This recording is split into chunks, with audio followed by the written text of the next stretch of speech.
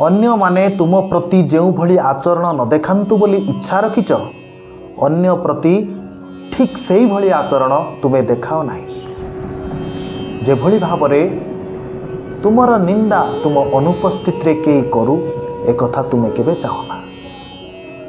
जो भली भावरे तुम विपद काल रे तुम सांग तुम सहित साथ न देउ यह तुम केबे चाहना। एवं निजकु कहीं जड़े सम्मान न दे असम्मान करू ए कथा मध्य तुम केबे चाहना। ठीक से ही भली भावरे तुमको मध्य करिवार अछि। परर निंदा न करिवार अछि, सांग को विपद बेले साहाय्य दबार अछि एवं अन्य को सम्मान करिवार अछि। नमस्कार।